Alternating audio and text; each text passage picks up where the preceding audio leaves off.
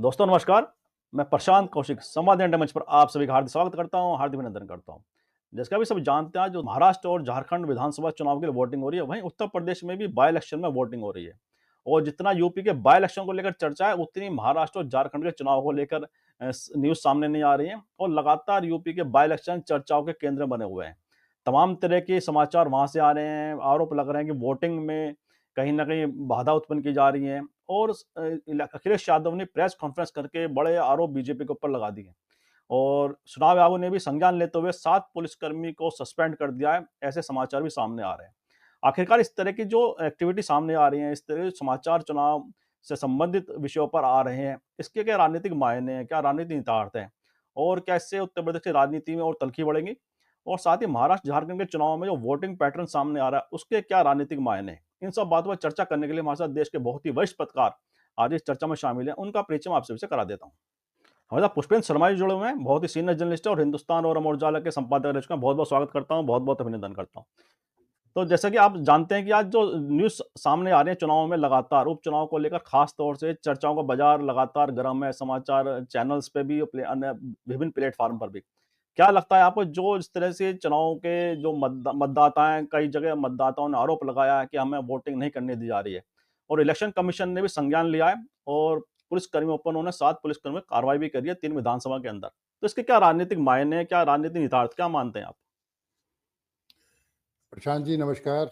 आपके दर्शकों को भी मैं अभिवादन करना चाहूँगा। देखिए पहले यूपी उपचुनाव की बात कर लेते हैं। जी, जी। उपचुनाव कोई बहुत महत्वपूर्ण नहीं हुआ करते, पर इस बार सीन बदल गया। जी, बिल्कुल।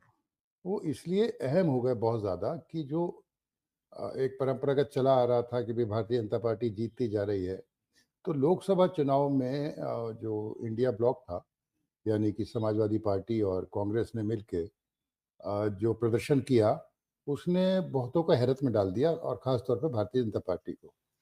इसको लेके भारतीय जनता पार्टी में कलह शुरू हो गई और यहाँ तक आरोप लगाए जाने लगे कि योगी जी ने दिलचस्पी नहीं ली और इसलिए वो हार गए। हालाँकि बहुत से तर्क दिए गए कि संविधान बदल देंगे, आरक्षण ख़त्म कर देंगे, 400 पार आ गए, तो उनका कहना ये है कि विपक्ष का ये झूठा नैरेटिव था, जिसकी वजह से उन्हें नुकसान हुआ। लेकिन हमें ये नहीं भूलना चाहिए कि फिर भी समाजवादी पार्टी और कांग्रेस ने बहुत अच्छा प्रदर्शन किया था, तो उससे थोड़ा घबराहट है। और माना तो ये जा रहा था कि चर्चाएँ तो ये भी थी कि योगी जी को हटाया जा सकता है, पर फिर शायद ये हुआ कि उपचुनाव में उनके हाथ में कमान दे दी गई। क्योंकि योगी खेमे का ये कहना था कि लोकसभा चुनाव में तो टिकट हमने बाँटे नहीं, केंद्र ने बाँटे हैं, तो वही लोग ज़िम्मेदार हैं, हमारा कोई दोष नहीं है। अब उन्होंने क्या किया केंद्र ने कि भई ठीक है, आप ही सारे टिकट भी आप बाँटो, आप ही चुनाव की कमान सँभाल लो। एक-एक विधानसभा में 3-3 मंत्रियों का डेरा डाला गया। उपचुनाव में ऐसा होता नहीं था आम तौर पे, इतनी ताकत का प्रदर्शन नहीं हाँ, होता था।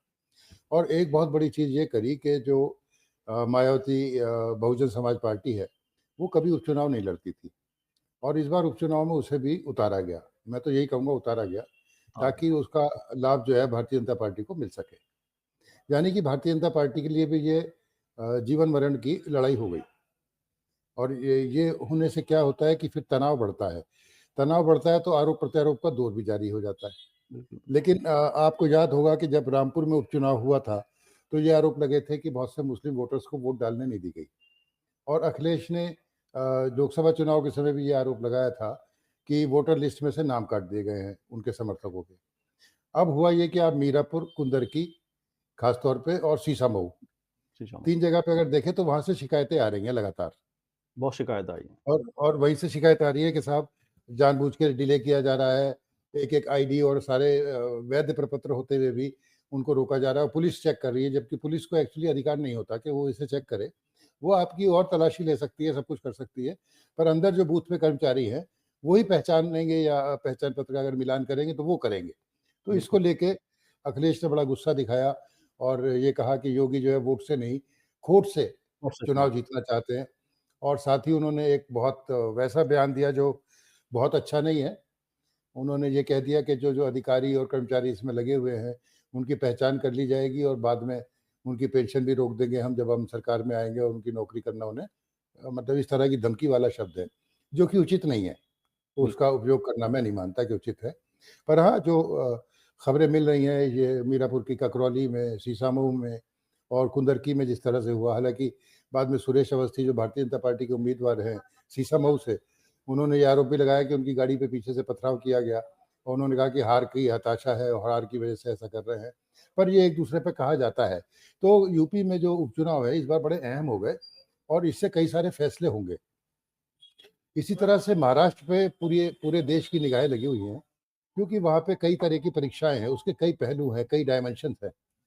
पहले तो सच सबको सच्चा साबित करना है कि कौन-सी शिवसेना असली है, कौन-सी एनसीपी असली है और इन बातों में ऐसा फँस गया पेच कि लोकसभा चुनाव में भी हमने देखा कि भारतीय जनता पार्टी को यूपी और महाराष्ट्र में झटका लगा था।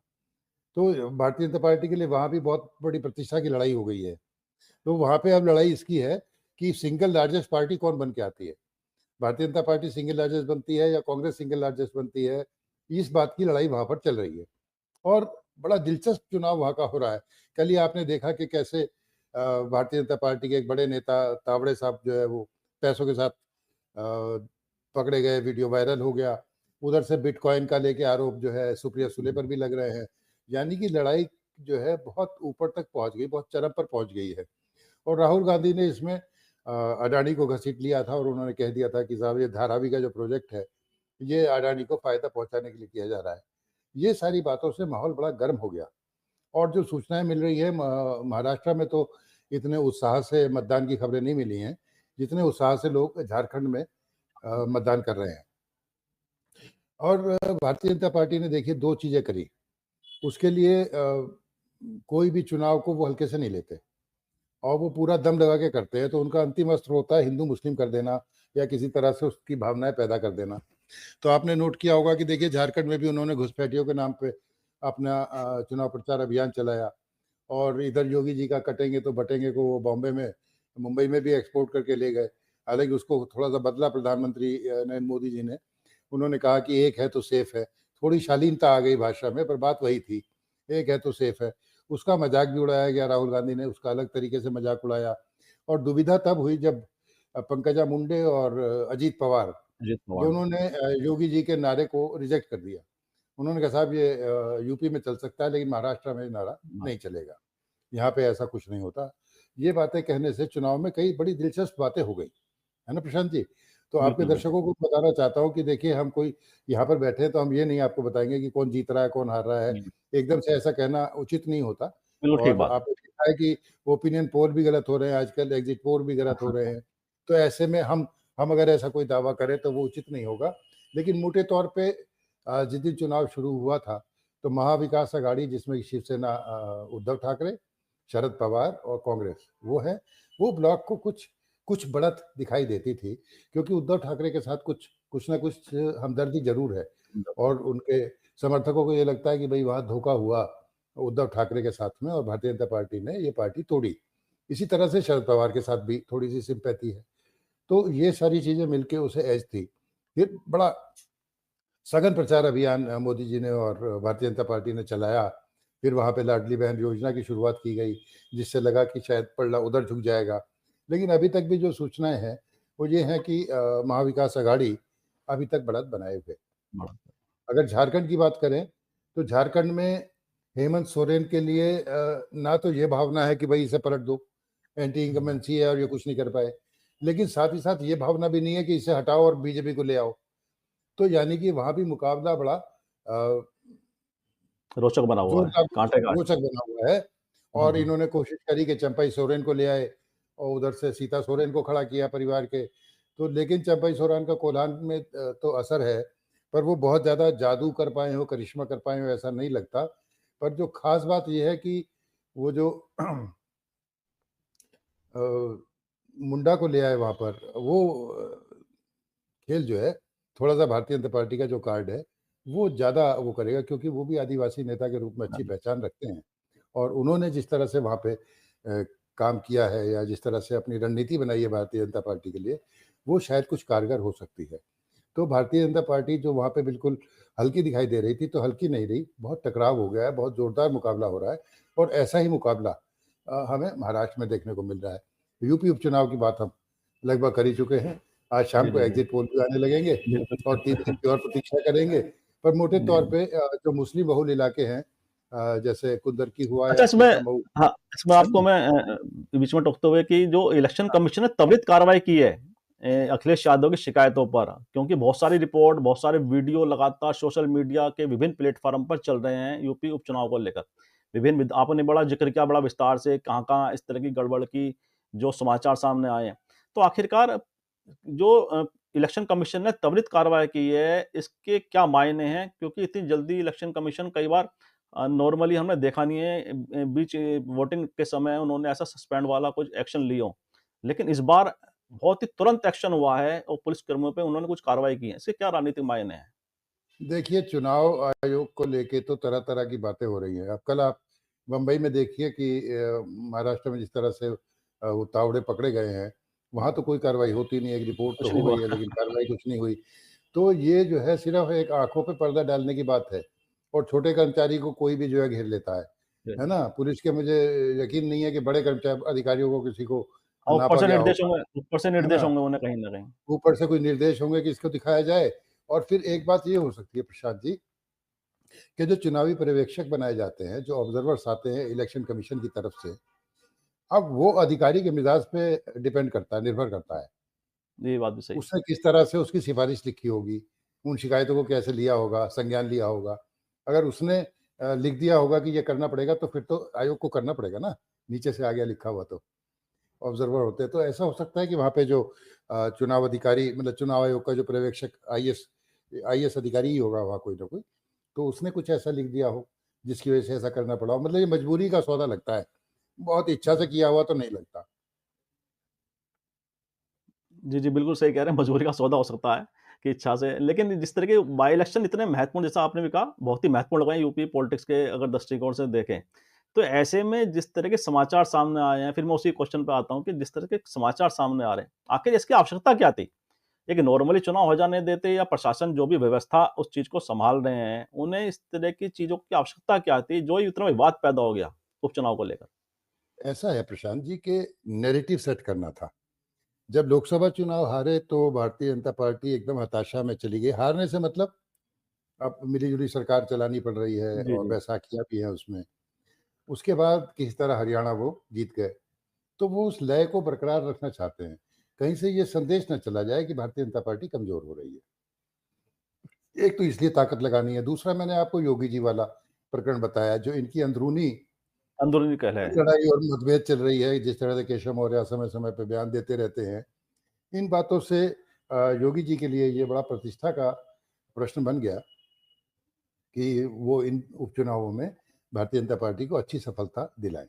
ये इसलिए जो चुनौतियाँ, जो आपस की लड़ाइयाँ थी, मुझे लगता है उन्होंने इसे अहम बना दिया और क्योंकि करारा झटका लगा था लोकसभा चुनाव में, तो वो ये भी संदेश देना चाहेंगे दिल्ली को कि देखिए, हम अभी भी मजबूत हैं, ऐसा कुछ नहीं है। वो सिर्फ़ जी, एक जी। तुक्का था, तीर नहीं। वो लोग जी, जी, इसे बिल्कुल। लोकसभा चुनाव को तुक्का बताना चाहते हैं और वो ये हुँ। बताना चाहते हैं कि काठ की हांडी बार-बार नहीं चढ़ती, एक बार संविधान का नारा चल गया, अब नहीं चलेगा। जी, जी, जी। बिल्कुल, बिल्कुल।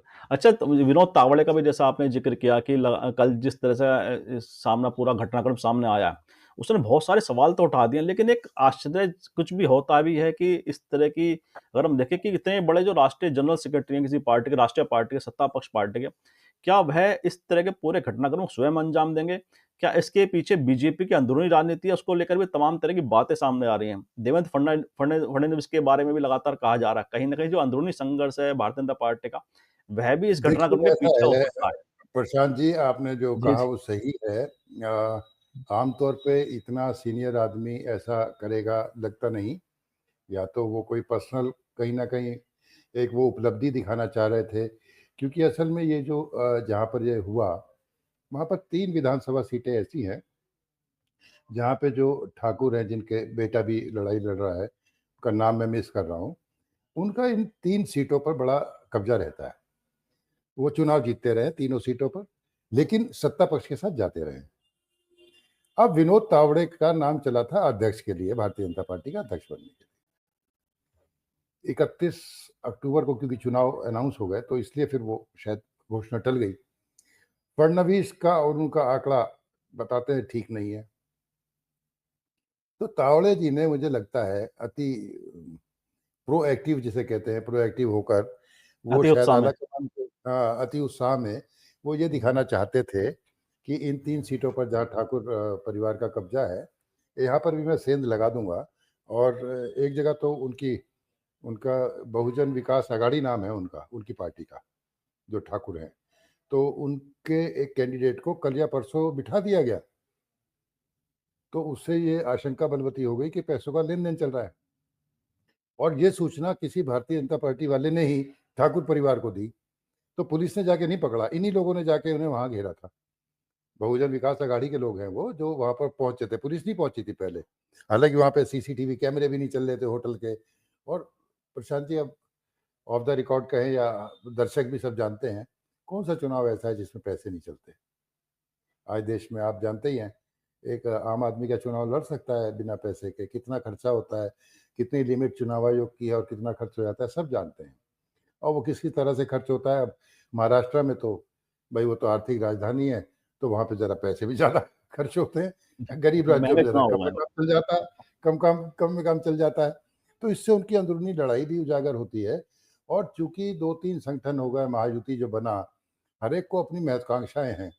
उधर एक नाथ शिंदे साहब क्योंकि ऑलरेडी हैं, उनकी उनकी पीड़ा है अपने मन में कि दोबारा बनूँगा, नहीं बनूँगा।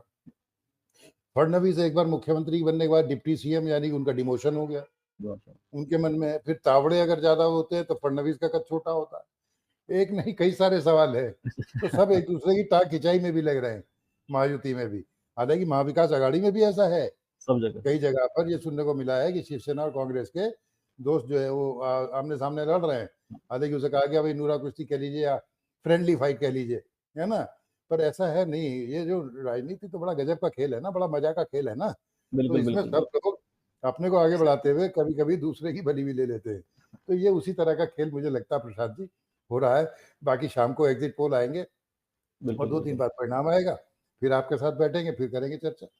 ठीक बात है, ठीक बात है। नहीं, बिल्कुल सही कह रहे हैं और आपको भी कहीं जाना है इसलिए कार्यक्रम को इस एक प्रश्न के साथ और ख़त्म करते हैं कि जो हरियाणा के चुनाव के बाद ये बात तो सही है कि अनुमान लगाना बड़ा मुश्किल काम हो गया है और बड़े-बड़े जो राजनीति के एक्सपर्ट हैं और जो एग्ज़िट एग्ज़िट पोल में माहिर थे, वो भी कहीं न कहीं चुप्पी लगा के बैठे हैं कि ये अनुमान सार्वजनिक करें अपने या ना करें।